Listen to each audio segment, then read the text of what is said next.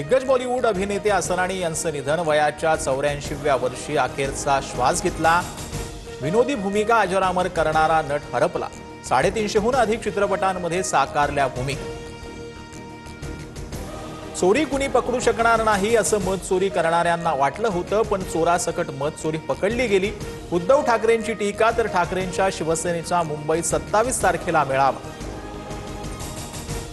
महायुतीचा अटॅम्प बॉम्ब सर्वांचं काम तमाम करेल, पराभव दिसल्यानं निवडणुका लवकर घ्या म्हणणाऱ्यांकडून निवडणुका पुढे ढकलण्याची मागणी।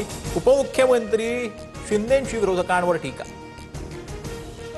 ते निर्माण करणाऱ्या मेधा कुलकर्णींना अटक करा मागणी करत रुपाली ठोंबरेंचा शनिवारवाडा परिसरात मोर्चा।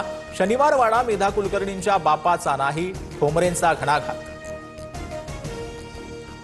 पुणे जैन बोर्डिंग जमीन व्यवहाराला स्थगिती, धर्मादाय आयुक्तांचे आदेश। एका कंपनीनं बोर्डिंगचे 3000 कोटींची जागा 230 कोटींना हडपल्याचा आरोप।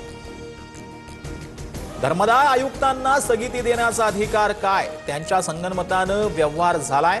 मोहळांसह सर्वांवर गुन्हा दाखल करा, रवींद्र धनगेकरांची मागणी।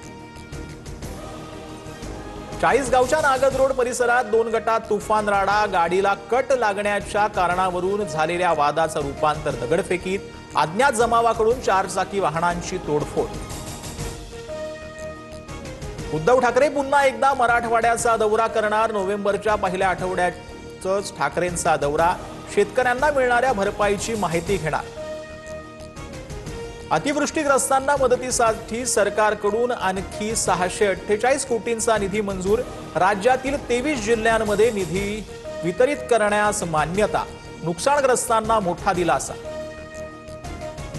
तुळजाभवानी मंदिर विकास आराखड्यातील भूसंपादनासाठी 19 कोटींचा निधी मंजूर। राज्य सरकारकडून जिल्हाधिकाऱ्यांना निधी वितरणासाठी मान्यता, भूसंपादनाच्या कामाला वेग येणार। देशभरासह महाराष्ट्रात दिवाळीचा मोठा उत्साह, नव्या वर्षाचा नवा संकल्प करत चैतन्यमय वातावरणात दिवाळी साजरी। दिव्यांच्या प्रकाशात आसमंत उजळून निघाला। येत्या काही दिवसात सोनं चांदी आणखी महागण्याची शक्यता। 2026 मध्ये सोनं 1,60,000चा टप्पा गाठणार तज्ञांचा अंदाज, तर चांदी तब्बल 2,40,000वर पोहोचण्याचा अंदाज।